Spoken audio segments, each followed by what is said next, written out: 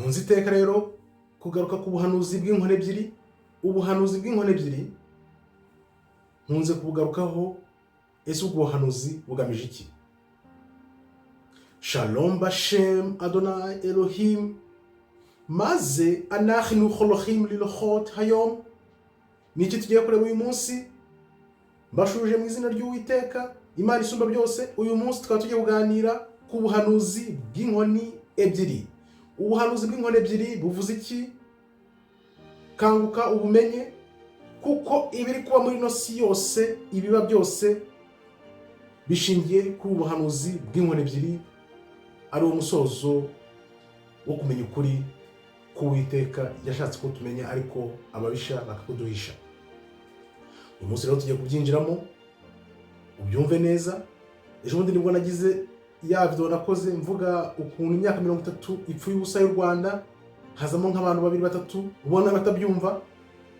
Nibwo nahise nibaza nti mbere yo kuburana, yo kwandika, yo guhuguzanya, yubanza utekereze, ufata umwanya utekereze, wibaza uti uyu muntu ibi binavuga yabikuye he, abimazemo igihe kingana gute? Kuko ibi bintu tuba tuvuga tubimazemo imyaka irenga 15. Ni ukuvuga ngo uko Kristo yatubwiye mugende mubwire, mwigisha abemera, abatabemera mubareke. Niho nahise nibaza nti niba na Kristo nyir'ububasha baranze kumwumva, nahise nibaza ngewe ndinde. Ntacyo ndicyo ntawe ndiwe, ariko kumenya ukuri, uko niko kubatura abantu, aribyo ngiye kugarukaho mbere yuko twinjira muri ubuhanuzi bw'inkoni ebyiri. Mubwire ikibazo abantu bafite. Hari unasubije mu comment mubwira nti hari abo bakoreye iyozabwonko rimwe, ariko benshi bakorewe iyozabwonko nka 3. Ndabisobanura. Murabona, Imana iha Adamu ubutware, yamuhaye ubutware kugira ngo abandanye ajye mbere. Satani arabumunyaga, noneho aho kugira ngo tujye imbere gutya duhita dukora yutani. Ni ukuvuga ngo tumaze hafi imyaka 7,000 turi mu buyobe n'iyozabwonko rya Satani n'abambari be. Nk'uko mbagaruka iteka ryose, bano bazungu ibintu bakora, ibyo bakoze byose ndaguha n'urugero mu kanya turi kureba bino bintu.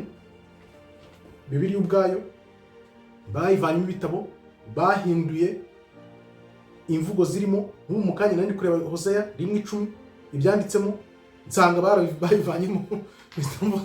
Ni urugero rwiza ndi butangeho ko bano bantu, kugira ngo tumenye abo turi bo kubwabo, ntibabishaka ko bazabarangiye. Twinjire mu buhanuzi bw'inkoni ebyiri. Ubw'ibyo rero, niba ushaka gutukana, niba ushaka gutongana, ufite rugari, ufite urubuga, andika ibyo utekereza, ariko ujye wibaza ati ibintu abantu baba bavuga bivahe, byavuye. Twebwe tuzi ko ari ukuri, kandi uko kuri tuguhagazeho, kuko twaragushunguye imyaka 10-15. Narabikweretse, nakweretse ibitabo bya Ukraine nanditse mbere y'imyaka 10 mbere yuko biba, nkwereka ibyo mu Rwanda nanditse mbere y'imyaka 10 n'ingahe mbere yuko biba. Ibyo urengaho rero utukana cyangwa se uvuga ibindi bintu uchallenginga, you can challenge, it's up to you, ariko yubanza utekereze, uvuga uti ibi bintu byavuye hehe. Twinjire mu buhanuzi bw'inkoni ebyiri rero. Ubuhanuzi niyo karundura izapfundikira ibintu byose, kuko ubwoko bw'Imana buzaba bumaze kumenyekana. Turebe rero, byaturutse kuki? Byaturutse kuki kugira ngo uyu munsi tube tuvuga ubuhanuzi bw'inkoni ebyiri? Wibuke ejo ni muri video y'imyaka 30 y'uko u Rwanda ibintu byabo bipfuye ubusa, nakubwiye aho byapfiriye, ko abantu banze kwemera jenoside byose n'ibindi nk'ibyo ngibyo. None rero kugira ngo uyu munsi tube tuvuga ubuhanuzi bw'inkoni ebyiri, itahukanwa ry'ubwoko bw'Imana, ubwoko bw'Imana bugomba gukora inkoni imwe mu kuboko kw'Imana. None bizagenda gute? Byaturutse hehe? Ni yihe ntandaro y'ibi bintu? Tubisanga he? Tubisanga mu Gutegeka kwa 2:28 kuva kuri 1 kugeza ku 10. Reka tuhasome muri Bibiliya ubyumve neza. Ibintu abantu benshi ntibabizi, kuko za kiliziya n'abapasiteri ntibabisoma. Nta hantu hamwe ushobora gupfa kubyumva uretse uri mu bubyutse byibuze umazemo igihe. Abantu bamazemo imyaka 2, 3, 5, 10, 15, 20 bazi neza insobanuro n'imvugo ya Bibiliya, kuko abazungu bayivugishije ibyo abantu Imana itarera abageneye, ahubwo barabayobya. Dusome rero nawe ubyumvire, wumve aho byaturutse ibintu. Ibi rero nk'uko maze kukubwira tukaba tubisanga mu Itegeko kwa 2:28 kuva ku murongo wa mbere kugeza ku wa 10. Reka dusome twumva uko bimeze. Nugira umwete wo kumvira Uwiteka Imana yawe no kwitondera amategeko yayo yose ngutegeka uyu munsi, Uwiteka Imana yawe izagusumbisha amahanga yose yo mu isi, kandi iyi migisha yose izakugeraho niwumvira Uwiteka Imana yawe. Imana yabwiye ubwoko bwayo, niwumvira amategeko yanjye ugakurikiza ugushaka kwanjye, imigisha yose ishoboka yose izakugeraho. Reka twumve uko byaje kugenda. Uzagira umugisha mu mudugudu wawe, uzawugira no mu mirima. Umudugudu wawe n'imirima yawe byose bizagira umugisha. Urumva ko Imana yarababwiraga ati dore ibintu byose ni ibyanyu nimumurikira. Hazagira umugisha imbuto zo mu nda yawe, n'imyaka yo mu butaka bwawe, n'imbuto z'amatungo yawe, kororoka kw'inka zawe n'uko imikumbi yawe. Amatungo yawe azororoka, uzeza, uzihaza muri byose, umugisha mbese uzakugeraho utagabanije. Hazagira umugisha igitenga cyawe n'ikibo uvugiramo, ibyo byose bizagira umugisha. Uzagira umugisha mu majya no mu maza. Uwiteka azatuma ababisha bawe baguhagurukire, banesherezwa imbere yawe, bazaca mu nzira imwe bagusanganiye, bahunge baciye mu nzira ndwi. Ni ukuvuga ngo nta kintu kimwe kizakugeraho nukurikiza ugushaka kw'Imana. Imana niko yabwiraga ubwoko bwayo byose, ariko baje kubirengaho. Reka twumve ukuntu byaje kugenda.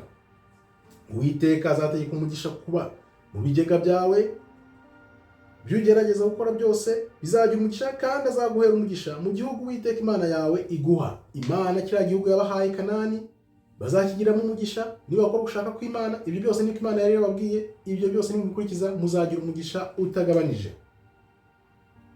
Uwiteka azagukomereza kukubera ubwoko bwera nk'uko yakurahiye ati niwitondera amategeko y'Uwiteka Imana yawe ukagenda mu nzira iboneye, Imana Uwiteka izaba Imana yawe.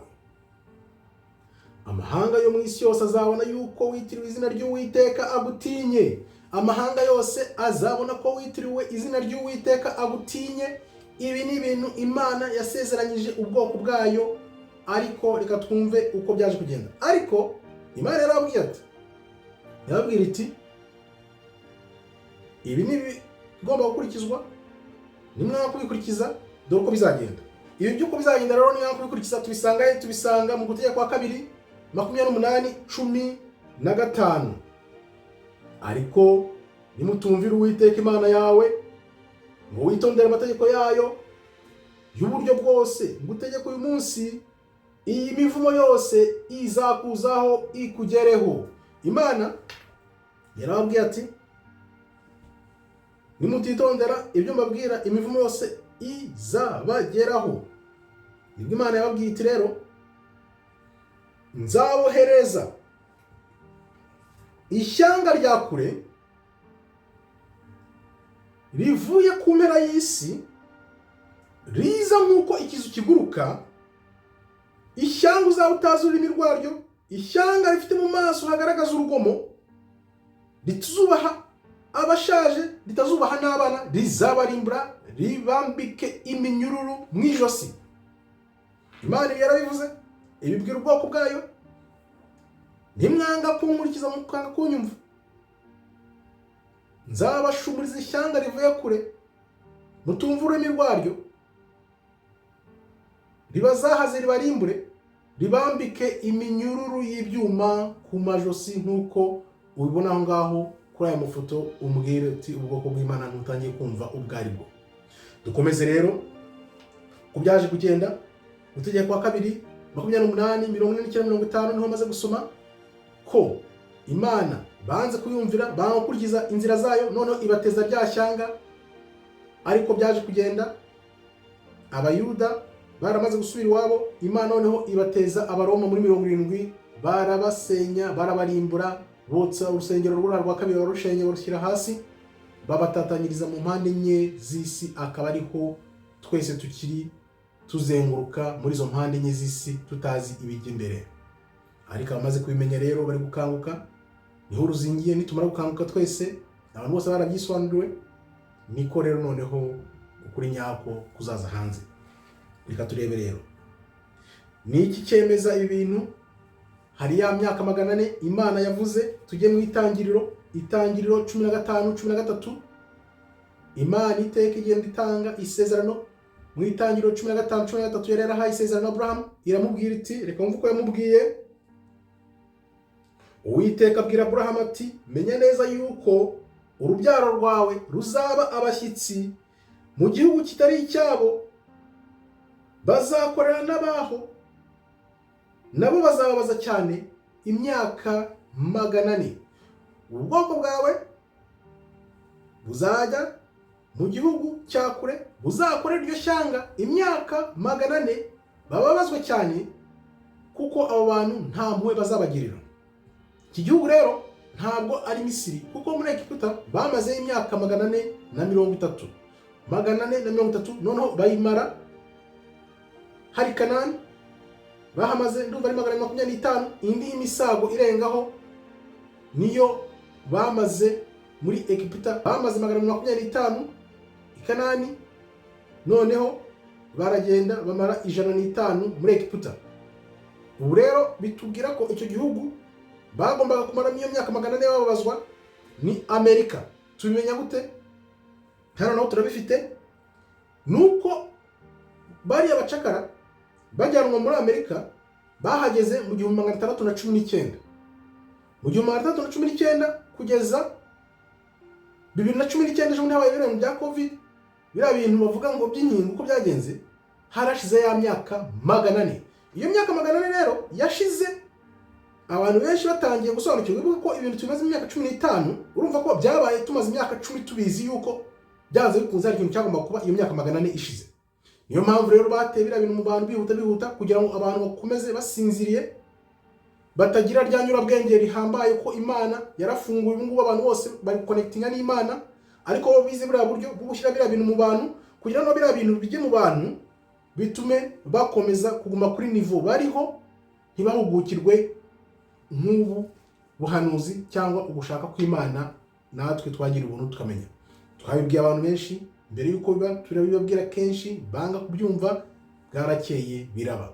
Nurangiza rero utangira uvuge ngo urimo urahakana, kandi ibyo bintu twari tubizi imyaka 10 mbere yuko biba. Nuvuga ngo ibyo byose Imana igenda yereka abantu bayo, aho mbona bavuga ngo ntabwo Imana ngo yakora mu muntu, komeza uvuge uburane, ubwo ngubwo uzambwira n'ibindi bizaza bizitura ku bantu. Tuba twabibabwiye, ahasigaye wenda nzi ko abantu bazagenda bumva. Dukomeze rero. Nyuma y'iyo myaka 400 rero, ikintu twese abantu benshi dutegereje, ntange ngewe ibyo ndeba ibyo by'u Rwanda ngo za Kongo ngo ngaza Ukraine, ibiki byose byayo ntabwo biducira ishati ngo turabitekereza ngo turevuga. Tuzi ko na gace k'ibintu bigomba gusoza bigahita bikagenda, ariko dore ikintu ugomba gutegereza, ugomba kugira amashyushyu yo kumenya. Ubwoko bw'Imana buzamenyekana ryari, buzasohoka muri Amerika ryari. Nicyo kintu abantu bari mu kuri dutegereje. Ubwoko bw'Imana nibumara kumenyekana, bariya birabura bari muri Amerika bagashaka gusohoka nk'uko byagenze muri Egiputa, reka ubwoko bwanjye busohoke bunsange bunyambaze. Nicyo kintu dutegereje, nicyo kintu abantu badashobora gukumira, yaba abazungu yaba ibyo bakora byose. Urumva ko ibyo bintu by'intambara ngo ngaho Kongo mu Rwanda bitoto, n'utuntu toto cyane. Twebwe dutegereje buriya bwoko bw'Imana niba ufata umwanzuro, kuko benshi bamaze kumenya. Buri gihe ngere ntanga urugero rwa 30-40% bamaze kubimenya. Niba zamuka bagenda bazamuka 50%, 60%, 70%, urumva niba bagera kuri 70% bamaze kubimenya, bizahita birundura, bahita babimenya byose, noneho batangira gushaka gusohoka. Usibye nyine bakeya bazavuga bati dushimye ubushyitsi hari Babuloni, nk'uko byagenze muri Egiputa. Niko byagenze, benshi harimo abazasigara. Abo rero bazasigara nibo bazagirwaho ingaruka n'ibibazo bizaba nyuma, nk'uko tuzakomeza tubisobanura. Turebe rero Amerika, wibuke niyo ifite buriya bwoko bwa Yuda nk'uko mpamvu bivuga. Iteka bantu burya hari igihe ibintu bikubaho cyangwa uba mu bintu ukumva ko niyo si yawe nyine, niho ugarukiye, niho ubwenge bwawe bugarukiye, niho Imana igushoboza. Ariko hanze yacu haba hari ibindi bintu bibaho bivugwa. Ibyo bari mu makuru byose, amakuru yose buriya byose ni ikinyoma. Kuba bataratinye no guhindura Bibiliya, no kuvuga ngo kwirirwa baha abantu ibinyoma mu makuru ntabwo ari ikintu gikomeye. Nk'ubu nkubwiye ko barabirabura bari muri Amerika biriza mu kanwa kabo bavuga bati itahuka ryacu n'iryari rizaba ryari. Urabyumva? Mu gihe abandi bari mu tuntu ntazi ngo ibiciro ngo byazamutse ngo badufatiye ibihano, abandi mbese kugira ngo ugushaka ko Imana gusoza bari kuvuga ati tuzasohoka muri iki gihugu ryari, itahuka rya kabiri rizaba ryari, second exodus twita the final exodus izaba ryari. Nicyo kintu ubu ngubu twebwe turindiriye. Ni ukuvuga ngo ibindi byose biri kuba biri muri yasi ya Satani yo kuyobya abantu biri aho ngaho, twebwe dutegereje ibintu biri aho ngaha kuri gusohoka k'ubwoko bw'Imana muri Amerika n'iryari. Nicyo kintu dutegereje hano rero, igihe Imana izavuga iti reka ubwoko bwanjye busohoke buze mu nyambazi. Nicyo kintu cyantangaje rero. Reka nze mbikwereke, nabirebaga hano muri Hoseya. Reka twireba muri Hoseya 1:10 nsanga barabisibye babivanyemo. Hoseya 1:10 ndebe hano 1:10. Urabona dufite 9. Urabona aba bantu sinzi ukuntu ngenda abagusobanurira. Nashatse nabirebye ubivanye mu Cyongereza, amabibiri yo mu Cyongereza biracyarimo hamwe, ariko muri y'ikinyarwanda ubyumve nabishatse ndabibura. Hano dufite 9, izina rye ry'Uwiteka kuko mutari ubwoko bwanjye nanjye sinzaba Imana yanyu.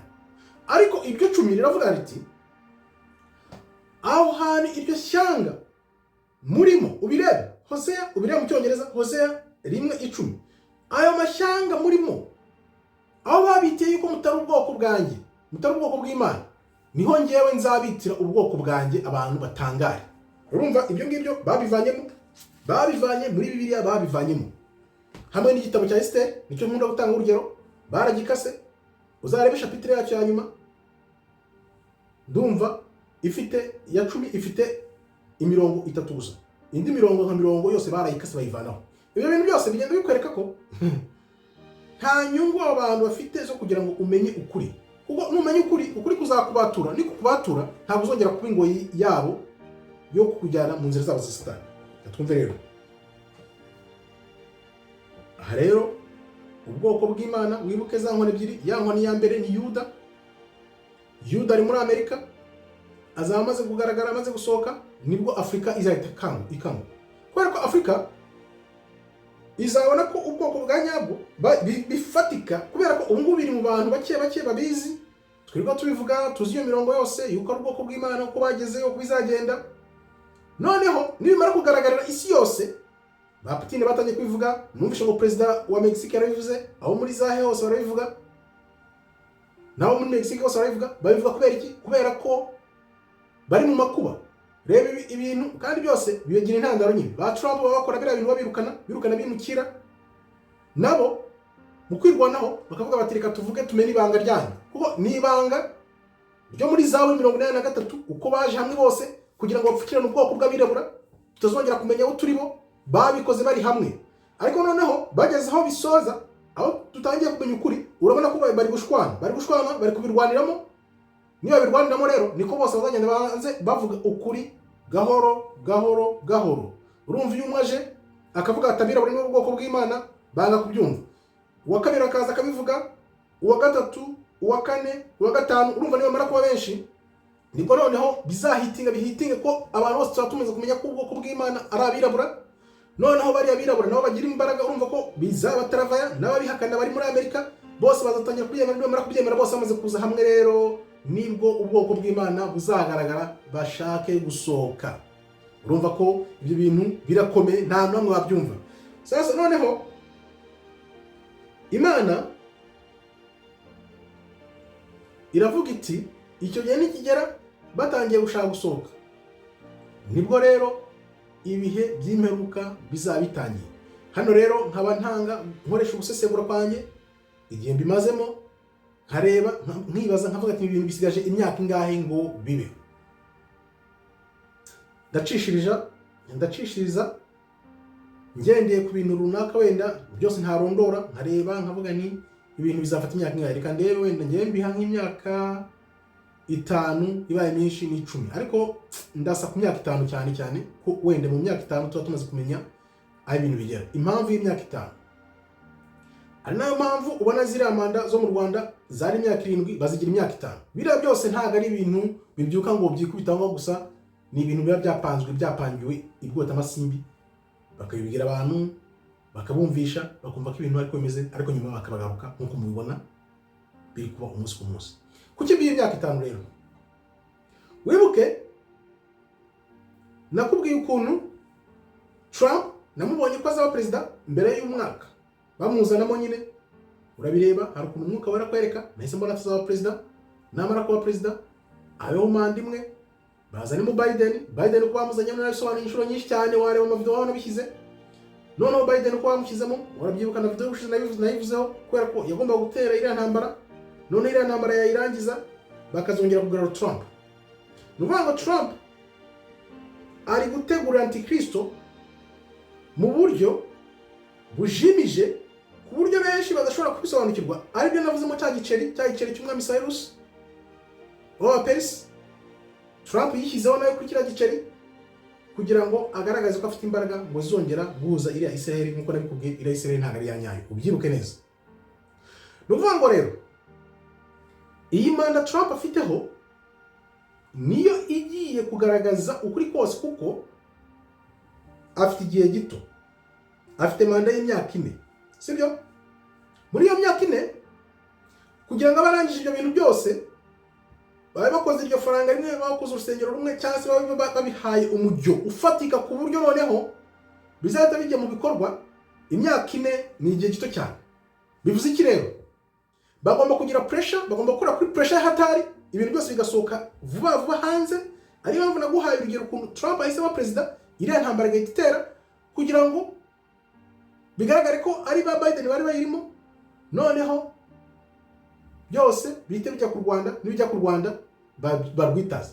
Urabibona niko byagenze, ushaka guhakana sinzi ibyo ushaka guhakana.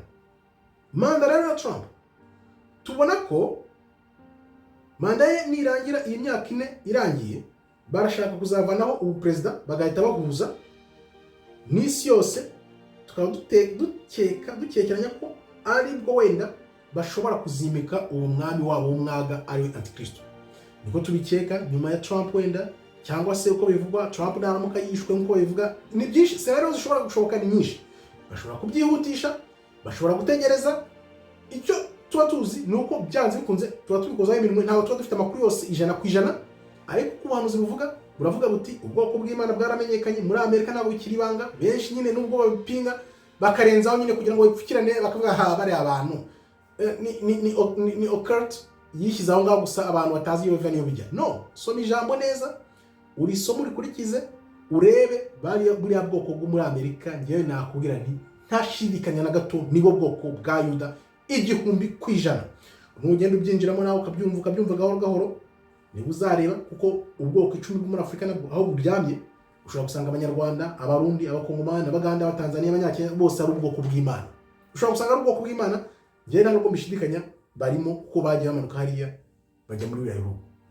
Sasa rero igihe bishobora gufata iyo myaka 5, 10, nyigira 10, kubera ko wenda bashobora kuzana ibindi bintu tutazi, bagakora transition wenda yo kuva muri ubwo perezida barimo, bagakora nk'ikindi kintu wenda cyo gukora transition hagati, wenda bagashyira icyo kintu kiri hagati, bagashyiramo umuyobozi wenda w'agateganyo cyangwa ibindi bintu tutazi, none wenda bakabona kujya muri iyo gahunda yabo ya antikristo yeruye. Urumva ko byanze kunze bazabanza kugendesha gahoro, uko bakora bagenda bafata abantu bakabagendesha gahoro kugira ngo abantu mu mitwe yabo bibajyemo, bayoboke, ngenda bayoboka gahoro, none babona bamaze kuyobora bagashunda. Reka turebe rero ibyo navugaga rero ko mu myaka 5 bizaba bizwi Trump ameze nk'uri gusasira izo nzira zabo za Satani, ubuye ari kuzisasira. Babyumva benshi bazabireba. Hari nk'umuntu mwaganira nawe arambira ngo bya Zelensky, ndikumbaza abibona ate, mbona ntabyazi, mubwira ko ari ikinamico. Musobanuriye nabimubwiye gato, uze kureba video nabikozemo hashize nk'iminsi 3, muri iyi minsi 3, ko bya Zelensky yakoze byose byari ikinamico. Maze kubisobanura uwo muntu abirebye nawe ntabwo abyumvaga, yahise abona ko ari script. Umuntu umenyereye urabona ko iterambere ryaraje, abantu bajya kuri YouTube cyane bakoresha ama script. Namubwiye ijambo script gusa ahita bitahura nawe ubwe ntawo birebe yari script. Ira script. Niba rero amarira y'ibyishimo azaba mu birabura. Icyo gihe ubwoko bw'Imana nibumara kumenyekana, tumaze kumenya abo turi bo, urabona ibyo nabwiye umuntu umwe wakoze comment arimo aranyataka ambwira ati nahuriye n'Imana, naramumaje ni aho nahuriye n'Imana urahazi, ni wari uhari. Ndamusobanurira mubwira uko bimeze, mubwira ko wenda ibyo bibwira ngo n'abanyarwanda kurusha abandi, mubwira ko tugiye mu bisekuru ashobora gusanga ahubwo ngiye murusha kuba umunyarwanda. benshi mujye mwitonda kuko ntabwo muzi aho umuntu aba akomoka ibisekuru bye. Byibuze ubashe kuva nk'igisekuru cya 8 kugeza ku gisekuru cya 8, ugize noneho ucarenje umuntu ufite noneho amakuru, cyangwa se nawe ntabwo uzi aho akomoka, ntabwo uzi ibintu ukuntu biba bimeze. Byibuze nugira igisekuru cya 8, uzi igisekuru cya 8, n'uwo ngo wacarenje cyangwa wagira gute wasanga atazi igisekuru cya 2 cyangwa cya 3. Simbizi, ni nk'urugero ntanze. Ariko amarira y'ibyishimo abantu bazagira abirabura wa munsi tuzagaragara ko ari twe bwoko bw'Imana. Ayo marira yabayeho rimwe igihe bazanaga bavuye mu bucakara bagarutse i Yerusalemu bafite no gushaka kw'Imana, Imana ibiyereka. Icyo gihe nanone nibwo bagize amarira atarigeze abaho, amarira y'ibyishimo. Amarira y'ibyishimo rero azabaho ubwo ubwoko bw'Imana buzongera kumenya abari bo, nitumenya abo turi bo bizabitangaje. Ndabireba ngiye nkuvuga Imana bizaza ryari? Izi nsengero tujyamo abantu bagisenga ibishushanyo, nibyo nakubwiraga. Imana irakubwira iti mu ijambo ntuzigere na rimwe usenga ibishushanyo. Abantu bakavuga ati ahubwo twe turabahanga mu gusenga ibishushanyo. Ibaze nawe kuvuga ngo umuhanga mu gusenga ibishushanyo, nkakubwira ati iryo dini urimo. Benshi bamaze kumenya, abantu benshi bari gukora amavideo kuri idini rya Satani, abantu basenga ibishushanyo ntibibaho. Imana irakubwira ati uramenye kirazira ntuzasenga ibishushanyo. Kera twarabisengaga tutarabimenya, ariko Imana ikubwira ati ntuzikubite ibisenge imbere y'ibishushanyo ngo bisenge, ntuzabyibarize ngo bisenge ngo byikubite imbere, birazira, kirazira, don't, ntuzabikore. Icyo gihe rero inkoni ebyiri zahanuwe zizahuzwa nkuko tubisoma muri Ezekiel 37 kuva kuri 15 kugera kuri 23. Reka turebe Ezekiel kuva 37 15 kugeza kuri 23. Reka bisomeho gato mubwire uko izo nkoni zizahuzwa, aribwo n'aya magufa yumye azongera kubaho. Ariko Imana yeretse Ezekiel iyerekwa ry'amagufwa yumye. 15 turebe kuva kuri 15. Ijambo ry'Uwiteka ryongeye kunzaho riti, nuko mwana w'umuntu wishakira inkoni maze uyandikeho uti iyi ni iya Yuda. Hari ya Yuda, ya nkoni ya Yuda ni y'Abisiraheli bagenzi be, nayo uyandikeho ko ari Abisiraheli. Wibuke ko nagusobanurira ubushize ko ubwoko 10 bwa ruguru bwari buyobowe na Jeroboam, ubwoko bw'epfo buyobowe na Jeroboam, aribwo Yuda na Benyamin. Za nkoni ebyiri ufate iya Yuda, ufate n'iy'Abisiraheli, noneho uzandikeho amazina yabo. Niko Imana iri kubwira Ezekiel, uyishyireho amazina yabo, maze ushake indi nkoni uyandikeho uti ni iya Yosefu, inkoni ya Efrayimu n'inzu y'Abisiraheli bose bagenzi be, maze uzihambiranyemo inkoni imwe zibe inkoni mu kuboko kwawe. Maze igihe abantu b'ubwoko bwawe bazagusobanurira bati mbese ibi ni ibiki, wadusobanurira impamvu zabyo, uzababwira uti uku ni ko Uwiteka Imana ambwiye. Uwiteka Imana arambwiye ati zishyire mu kuboko kumwe, dore ngiye gufata inkoni ya Yosefu iri mu kuboko kwa Efrayimu n'imiryango y'Abisiraheli bagenzi be, maze mbashyire hamwe n'inkoni ya Yuda, mbagire inkoni imwe, babe umwe mu kuboko kwanjye. Uko niko tuzongera kuba inkoni imwe mu kuboko kw'Imana. Hari ba Yuda bari abirabura muri Amerika n'Abanyafurika ubwoko 10 bwaburiyeyo, twese tuzaza hamwe twongere dukora inkoni imwe mu kuboko kw'Imana. Kandi inkoni wanditseho zizaba ziri mu kuboko kumwe, ukuboko kwawe uri imbere yabo, maze ubabwira uti ukuntu k'umwami Uwiteka avuga, dore ngiye kuvana Abisiraheli mu mahanga bagiyemo, Imana igiye kubavana mu mashyanga bagiyemo, niko Imana izabavanamo. Urabyumva ko niko iri kubwira Ezekiel. Bateranize hamwe baturutse impande enye zose z'isi, maze mbazane mu gihugu cyabo bwite. Imana izadusubiza mu gihugu cyacu bwite, niko nanone tuzongera kugaruka mu gihugu cyacu bwite. Nzabagira ubwoko bwanjye bumwe mu gihugu cya Isiraheli, kandi umwami umwe ntuzaba umwami ubategeka bose. Ntabwo bazongera kuba amoko abiri ukundi, kandi ntabwo bazongera gutandukanywa ngo babe ibihugu bibiri ukundi. Ntabwo bazongera kwiyandurisha ibigirwamana byabo, nta na rimwe bazongera kwiyandurisha ibigirwamana byabo cyangwa ibizira byabo cyangwa ibicumuro byabo byose, ahubwo nzabakorera mu buturo bwabo bwose ubwo bakoreyemo ibyaha. Imana niho izatubabarira, maze mbeze nabo bazaba ubwoko bwanjye, nanjye mbe Imana yabo akaramata. Uku nguku niko Imana izongera gusubiza ubutware. Nibyo bije, nibyo abazungu badashaka, nibyo bari kurwana nabyo. N'ubu utari ubizi ubimenye. Icyo gihe rero nikigera, icyo gihe nikigera, nibwo abantu bose bazaba batangiye kurira bavuga, Yeremiya ni koko twarazwe ibinyoma. Reka magusomere neza tutagira nabyo ndabihimbye. Yeremiya 16:19, rekaze mbigusomere. Uwiteka, imbaraga zanjye n'igihome cyanjye n'ubuhungiro bwanjye, ku munsi w'amakuba amahanga azakuza yaturutse mu mpera zose z'isi, avuga ati, icyo basokuruza bacu baturaze ni ibinyoma gusa, ni ibinyoma gusa, ni iby'ubusa, ni ibintu bitagira umumaro. Abazungu bose, abigira abapasiteri, abigira ababishopu, abigira abantu b'umwuka, abigira abantu bakomeye cyane, bose nibamara kubona ibintu bisoje bazarira baboroga bavuga bati, nukuri ibintu baturaze baraturaze, ahubwo ni ibinyoma gusa baturaze. Barire nyine, bizaba ari amarira y'ibyishimo kuri twebwe, ukuboko kw'iburyo kw'Imana n'ukuboko kw'imoso kwa Satani bazabarira baboroga bavuga bati, ibintu twarazwe n'ibiki. Kuko urumva ukuntu bizaba bimeze. Reba ibintu bapfukiranye imyaka hafi ibihumbi byibuze 2,000. Umbwira ukuntu bizagenda, ukuntu ni kuza hanze. Abirabura bagiye gusubirana agaciro ku buryo abantu bose bazibaza bakavuga bati, no, ibintu ntibishoboka. Niko bizagenda rero. Iyo niwo muti wonyine uzabohora Kongo, nk'uko nabikubwiye. Kugira ngo bishoboke, nuko Kongo igomba kubohoka, kandi za nkone ebyiri niho byose bizaba bishingiye, kuko za nkone ebyiri wibuke ni Yuda na Afurika. Afurika rero impamvu uvuga ko Kongo ariyo rushingiyeho, ariyo izatuma byose bishoboka, nuko ko icyo gihugu Imana yavuze kizaba gikungahaye ku mabuye y'agaciro, gikungahaye cyane.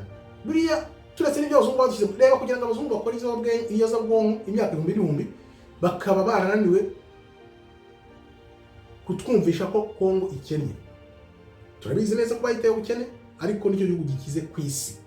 Urumva rero, kugira ngo ibi bishoboke, kugira ngo iri jambo ry'Imana rishoboke, birebe hano mbere yo kuza gutukana cyangwa kwandika ibintu, kugira ngo iby'Imana yanditse hano bishoboke, nuko Kongo igomba kubohoka. Rwanda nabyo rero, niba ufite ububasha bwo kurwana nabyo simbizi, ushatse wakumva ugatangira gushaka uku kuri, naho ubundi nimba wiyemeje kurwana nabyo, ngaho Rwanda n'ijambo ry'Imana, kuko ngiye mbizi neza, bimazemo imyaka 15 mbikurikirana. Narabishunguye, mfata igihe cyo kumva kuko niba ari ukuri. Imyaka 5 ya mbere ubijyamo ukareba, ugishyushye ukareba, imyaka 5 ya kabiri ukagenda ubireba, ubuka n'ibindi, indi yongeyeho noneho ugapfundikira uvuga ati, dore ukuri ko komeze, nzagukurikira uko byagenda kose. Ntabwo ushobora kuza mu buyobe gukurikira ibintu by'imyaka mike. Imyaka 20-30 ni ibintu bishobora kuza bigahita. Ariyo mpamvu navuze ko ibintu byo mu Rwanda imyaka 30 bibaye ubusa. Ndavuga ibyo nzi ko mbizi neza, ko ni ubuhanuzi byose byarahanuwe uko byagomba kugenda. Abantu iyo bateye umugongo Imana nayo batera umugongo. Narabikubwiye, iyo bintu bitubakiye ku ijambo ry'Imana byose bijya hasi, bijya ku musenyi, ko ijambo ry'Imana ni rwo rutare rutanyeganyezwa. Turebe rero uko bizagenda. Kongo ibohoke, Afurika yose ibohoke, ubwoko bw'Imana Yuda n'ubwoko 10 bwaburiye muri Afurika buze hamwe mu kuboko kw'Imana, bukore inkoni imwe, tube igihugu kimwe. Nuko nguko filimi izizinga, filimi izarangira, nuko singe wahera hahera ubuhanuzi. Reka ubuhanuzi busoze, aho kugira ngo ujyanwe mu byaha cyangwa se wijandike mu bintu uzajandikwamo n'abantu utabizi. Ndakubwiye ni ubu nibwo buhanuzi niko bimeze. Yuda ubwoko bw'Imana buri muri Amerika, barabirabura bari muri Amerika bazavayo bahuzwe n'ubwoko 10 bwaburiye muri Afurika. Imana noneho ibajyana mu gihugu cy'isezerano, uko Imana izagikata ntabwo turamenya aho ariko dufite ibintu bitwereka ko ashobora kuba uzaba ari hariya hafi ya za Afurika. Niko bizagenda, singe wahera hahera ubuhanuzi. Uzi ubwenge, muntu uzi ubwenge, tangira ushakisha ukuri inzira z'ikigenwa. Njya mbwira abantu, shaka ukuri utarapfa, kuko numara gupfa ntabwo bizaba bishobotse. Seek the truth while you still alive, because when you die it will be too late. Thank you very much for watching. Nabashimiye cyane, murakoze cyane. Imana ikomeze ibarinde. Shalom, shalom, toda raba, tov meyot.